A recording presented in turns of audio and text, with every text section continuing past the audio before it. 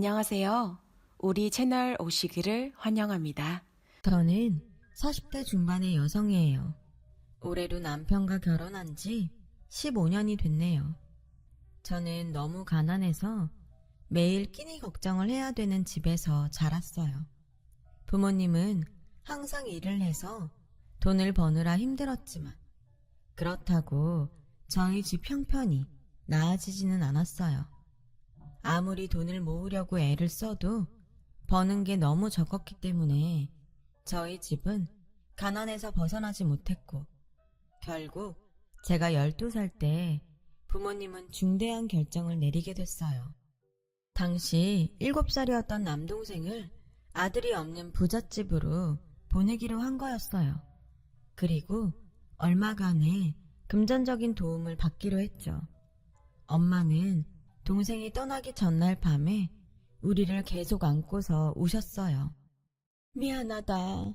부모 잘못 만나서 너희가 이런 고생을 하는구나. 정말 미안하다. 한편으로는 동생이 잘 사는 집에 가서 부족한 것 없이 살면 그게 더 좋을 거라고 생각하신 것 같아요. 동생이 가고 나서 저희 집은 전보다 좀 나아졌어요. 항상 쌀이 집에 있었고 엄마는 매일 일하러 나가지 않게 됐어요.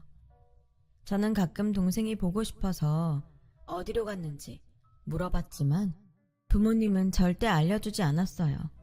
서로 찾지 않는다는 약속을 한 것 같더라고요. 저는 동생을 잊지 않으려고 노력했지만 학교 다니고 공부하면서 가끔 잊기도 했어요. 그럴 때는 동생한테 얼마나 미안했는지 몰라요.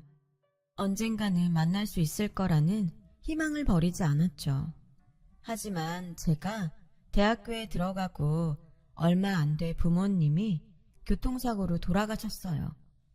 결국 동생이 어디로 갔는지 듣지 못했고 이제는 찾지 못할 거라는 생각이 들었죠. 그래도 동생이 어딘가에서 잘 지내고 있기를 매일 기도했어요. 저는 대학을 그만두고 동대문에 작은 가게를 얻어 옷을 팔았어요. 부모님이 빚진 게 있어서 그걸 갚고 나니 돈이 얼마 안 남았거든요. 저는 다시 어릴 때 내일은 밥을 못 먹는 게 아닐까 걱정하던 게 트라우마로 남아서 저는 돈 때문에 전전긍긍하며 살기가 싫었어요. 그래서 악착같이 돈을 벌어서 모았죠. 다행히 제가 만든 옷들이 반응이 좋아서 매출이 점점 늘어났어요. 그렇게 열심히 장사를 하면서 남편을 만나게 됐어요. 남편은 제가 있던 상가에 점포를 몇 개나 가지고 있던 임대업자였어요. 젊은 나이에 성공하다 보니 가게를 하는 사람들 사이에 이런저런 소문도 많았어요. 상가 점포뿐만 아니라 재개발 지역에 땅이 있고 건물도 있다는 말도 있었죠. 저는 남편이 제게 관심을 보일 때 거절하지 않았어요. 기왕이면 돈이 좀 있는 사람을 만나고 싶은 게 솔직한 심정이었거든요. 남편은 제가 야무지게 일 잘하는 모습이 보기 좋다고 했어요. 항상 보면 가게 문도 제일 일찍 열고 늦게 닫고 옷도 손님들이 고르기 좋게 진열도 잘 해놓더라고요. 이렇게 꼼꼼하고 확실한 사람이랑 같이 살면 참 좋겠다고 생각했거든요. 라며 제게 프로포즈를 하더라고요. 저는 너무 얼떨떨해서 근데 저는 상진 씨처럼 부자도 아니고 공부를 많이 한 것도 아니에요. 저를 좋게 봐준 건 감사하지만 나중에 저한테 실망하실지도 몰라요. 저도 대학 안 나왔어요. 어떻게든 먹고 살려고 일찍부터 일하다 보니 남들보다 빨리 돈을 좀 모은 것 뿐이에요. 저는 수인 씨 지금 모습이 좋아요. 고민이 됐어요. 주변에서는 저런 돈 많은 젊은 임대업자는 바람도 많이 피고 속 많이 썩일 거라면서 말렸죠. 저도 그 생각을 안 해본 건 아니었어요. 하지만 분명 남편을 좋아하는 마음도 컸어요. 그래서 혹시 하는 마음에 할 수 있는 대로 남편 뒷조사를 좀 해봤죠. 그랬더니 따로 만나는 여자도 없었고 금전관계나 사업도 깔끔했어요. 저는 남편이 제 지금 모습이 좋다는 말을 믿고 결혼을 하기로 했어요. 남편도 일찍 부모님이 돌아가셔서 둘이 사이좋게 손을 잡고 식장에 들어갔죠. 결혼식을 마치고 나서 저는 남편에게 동생 이야기를 했어요. 좋은 일은 아니었지만 어차피 알아야 된다고 생각했거든요. 또 여전히 동생한테 미안한 마음이 있고 언젠가 만나게 될 거라는 희망을 버리지 않았다고 했죠. 어릴 때 그런 일이 있었다니 정말 힘들었겠네. 어린 마음에 상처가 컸겠어. 이렇게 얘기해줘서 고마워. 생각보다 더 관대하게 받아들이더라고요. 저는 그런 남편을 남들 말만 듣고 의심했던 게 미안하고 또 고마웠어요. 그래서 제 일을 계속하면서도 집안일도 소홀하지 않고 최선을 다해 남편을 위해 신경을 썼죠. 저희는 그렇게 별 문제 없이 6개월 정도를 행복하게 지냈어요. 그런데 어느 날부터인가 남편이 자꾸 생활비를 늦게 주더라고요. 원래 주기로 한 날짜에서 하루 이틀 늦어지더니 나중에는 일주일, 한 달 이렇게 밀리게 됐어요. 처음에는 저도 돈을 버니까 크게 신경 쓰지 않았지만 한 달이 지나도 생활비를 주지 않으니 더는 가만히 있을 수 없었어요. 요새 무슨 일 있어? 지난달 생활비 안 줬는데 혹시 잊어버린 거야? 아, 그랬지. 미안. 내가 깜빡했어. 이따 나가자마자 넣어줄게. 라며 그날 바로 입금을 했길래 정말 잊어버렸나 보다 했죠. 하지만 또 생활비를 늦게 주기 시작했고 나중에는 3달이 지나도 주지 않았어요. 저는 통장에 돈이 입금됐는지 확인할 때마다 가슴이 두근거리는 증상이 생겼어요. 내가 자꾸 잔소리나 하고 바가지 긁는 사람 될까봐 말 안 했는데 너무 신경이 쓰여서 말을 해야겠어. 도대체 무슨 일을 하고 다니길래 자꾸 생활비를 늦게 줘? 벌써 몇 번 늦어서 계속 입금 날짜 바꿨잖아. 그런데 이번에는 3달이야. 혹시 누가 가게세 못 내는 사람 있어? 그런 거면 나도 이해하니까 솔직히 말해봐. 정말 미안해. 당신도 돈을 벌고 그 돈으로 생활비 충분히 되겠다고 생각하니까 자꾸 잊어버리는 것 같아. 왜 내 건물 작은 거 있잖아. 거기 리모델링이 필요하대서 돈이 들어가다 보니까 그렇게 됐네. 근데 당신이 이렇게 신경 쓸 줄 몰랐어. 그런 건 얘기를 해줘야 내가 오해를 안 하지. 아무 말도 없이 생활비도 안 주니까 무슨 큰일이라도 생긴 건가 걱정했잖아. 나도 돈이 들어올 게 안 들어오니까 마음이 불안해지고. 당신 많이 불안했구나. 당신 돈도 꽤 있고 우리도 이렇게 넉넉하게 사는데 불안해하지 않았으면 좋겠어. 우리보다 더 없이 사는 사람들도 많잖아. 넉넉하긴 하지만 들어올 돈이 들어와야 적금도 제대로 넣는 데다가 들어올 돈이 안 들어오면 자꾸 불안하단 말이야. 내가 너무 없이 살아서 그런 것 같긴 한데 나도 어쩔 수가 없어. 알았어. 미안해. 내가 앞으로 밀리지 않고 잘 넣을게. 라고 저를 달랬고 그날 밀린 생활비를 다 보내주더라고요. 그렇게 몇 번 더 실랑이를 벌이고서야 남편은 제때에 생활비를 넣어줬어요. 그러던 어느 날 제가 가게에 나갔는데 건너편에 있는 친한 언니가 자기야, 자기네 B동 땡땡호 왜 팔았어? 거기 장사도 잘 되는데 거기 언니랑 나랑 친해서 자주 가는데 그 언니가 가게 주인 바뀌었는데 너무 구두쇠라고 짜증이 이만저만 아니더라고. 그런 노른자 자리를 판 거 보면 괜찮은데 투자하나 보다. 저는 당황했지만 웃으면서 아, 그렇게 됐어요 언니. 라고 얼머부리고 저를 모르는 부동산에 가서 알아봤어요. B동 땡땡호요? 그거 판 지 2주는 됐죠? 가격 잘 쳐서 받았다는데 혹시 그 가게 살려고 했어요? 그쪽 상가는 여기에 안 내놔요. 상가 1층에 있는 부동산에서 다 하니까 거기 가서 알아보세요. 저는 알겠다며 인사를 하고 서둘러 나왔어요. 남편은 그동안 저한테 가게에 대해 한마디도 하지 않았어요. 저희가 결혼할 때 약속한 게 각자 용돈을 따로 가져가도 되지만 가게 문제나 큰 돈은 꼭 서로한테 얘기하자고 했거든요. 그런데 이렇게 지켜지지 않는다는 게 너무 실망스러웠어요. 그렇다고 그 가게를 왜 팔았냐고 물어보기도 두렵더라고요. 혹시라도 다른 여자가 있다던가 도박 같은 걸 했다고 하면 어쩌나 겁이 났거든요. 남편은 그런 제 속도 모르고 웃으며 집에 들어오더군요. 오늘은 집에 일찍 들어왔네. 나는 오늘도 혼자 저녁 먹을 줄 알았는데 잘됐다. 우리 치킨이라도 시켜 먹을까? 라는데 정말 마음이 복잡해지더라고요. 며칠을 잠도 제대로 못 자며 지내고 있는데 상가에서 언니들이 저한테 조심스럽게 묻더라고요. 있잖아, 내가 땡땡동에 살거든? 근데 거기서 네 남편을 봤는데 다른 여자랑 걸어가더라고. 그러자 제가 대답하기도 전에 친한 언니가 잘못 봤겠지. 얘네가 얼마나 금술이 좋은데 그래. 쓸데없는 소리들 하지 말고 가서 장사나 해. 라고 하자 언니들은 아니야, 정말 봤단 말이야. 얘 남편 맞는데? 확실하지도 않잖아. 이름 불러갔어? 아니지? 그럼 말하지 마.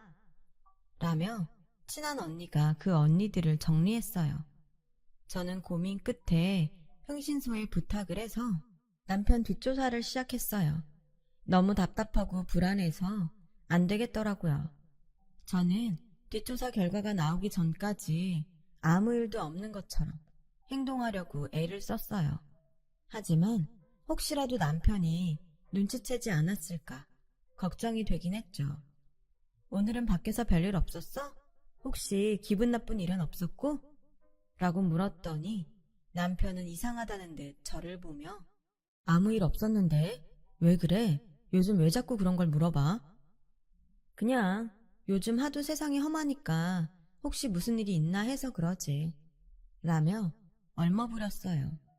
당신은 걱정이 너무 많은 것 같아. 좀 더 마음을 편하게 가지려고 노력해봐.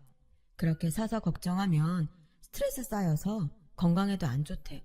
요가 같은 게 정신 건강에도 좋다던데. 그런 학원이라도 다녀봐. 라며 태평하게 얘기하는데 정말 속이 터지는 것 같았어요. 그렇게 시간이 흘렀고 드디어 흥신소 사람을 만나는 날이 됐어요. 그 사람은 저에게 몇 장의 사진을 전해줬어요. 사진 속 남편은 낯선 동네에 있는 낯선 건물로 들어가고 있었어요. 여기가 땡땡동인데요. 이 집에서 한참 있다가 나오더라고요. 그리고 그 다음 사진에는 남편 뒤로 젊은 여자가 한 명 나오더군요. 여기 뒤에 사진들도 보면 이 여자분하고 같이 여기저기 다니더라고요. 라며 사진들을 쫙 펼쳤는데 마트며 공원이며 가게며 그 여자랑 안 가는 곳이 없더라고요. 저는 정신없이 그 사진들을 봉투에 담아 넣고 그 자리에서 나왔어요. 다리는 후들거리고 손은 떨리고 입에서는 침이 바짝 마르더라고요. 결혼 전 상가 언니들이 남편처럼 젊은 나이에 임대업 하는 사람들은 여자도 많고 바람도 잘 핀다고 했던 말이 생각났어요. 저는 그 말이 현실이 된 것 같아서 너무 불안하고 두려웠지만 일단 제가 다시 한번 확인하기로 했어요. 제 눈으로 직접 보기 전까지는 그 무엇도 믿지 말자고 다짐했죠.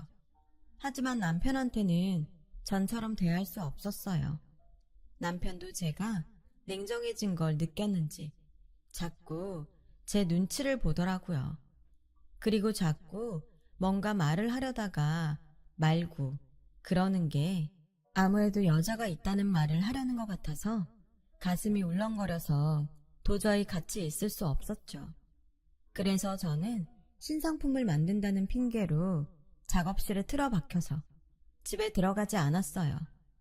남편은 작업실로 찾아와서 이렇게 일만 해서 어떡해.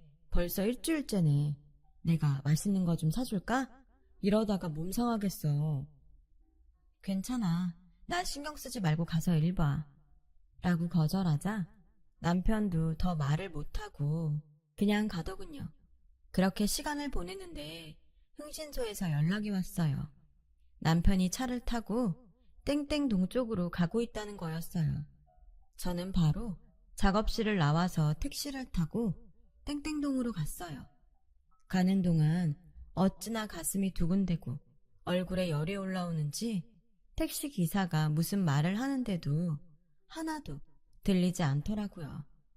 저는 흥신소 사람이 말한 곳에 내려서 사진에 있던 건물을 봤어요. 5층짜리 상가주택이더라고요. 그리고 거기에서 남편이 사진 속 여자와 나오는 것을 똑똑히 봤죠. 남편과 여자는 웃으면서 무슨 얘기를 하고 있더라고요. 저는 혹시라도 남편이 저를 알아볼까봐 다른 건물 뒤에 단단히 숨어서 남편과 여자가 어디론가 가는 걸 계속 지켜봤어요. 그리고 두 사람의 모습이 보이지 않게 된 다음에 그 건물 앞으로 갔죠. 1층은 점포들 세를 주고 위에는 사무실과 방이 있는 건물이었어요. 여기서 남편이 저 여자와 산다고 생각을 하니까 말할 수 없는 배신감이 밀려왔어요. 화가 너무 나서 거기 있는 가게 물건들을 다 때려 부수고 싶은 충동이 들었지만 다 꾹 참고 일단 집으로 돌아왔어요. 그리고 방에서 혼자 통곡을 하며 울었죠. 한바탕 울고 난 저는 남편이 오기 전 세수를 싹 하고 아무 일도 없는 것처럼 행동했어요. 저는 그날 이혼하기로 마음 먹고 변호사를 선임했어요. 그리고 필요한 서류들을 차곡차곡 준비해 나갔어요. 결혼한 지 1년도 안 돼서 이혼을 한다는 게 주변에도 너무 창피했죠. 하지만 주변의 충고를 안 들은 제 잘못이니까 어쩔 수 없다고 생각했어요. 그 즈음 남편은 자꾸 저를 보면서 무슨 얘기를 하려고 했어요. 있잖아, 저기 혹시 나한테 할 얘기 없어? 라든가 저기 말이야, 이따 밖에서 좀 볼까? 라며 말을 걸었지만 전 대꾸하지 않았어요. 아무래도 남편도 제가 알고 있다는 걸 눈치챈 것 같았어요. 그래서 되도록 빠른 시일 내에 이혼 얘기를 꺼내야겠다고 생각했죠. 저는 변호사에게 여러 조언을 들었어요. 증거 자료들을 보여주되 원본 말고 복사본들을 보여주라는 말도 하더라고요. 저는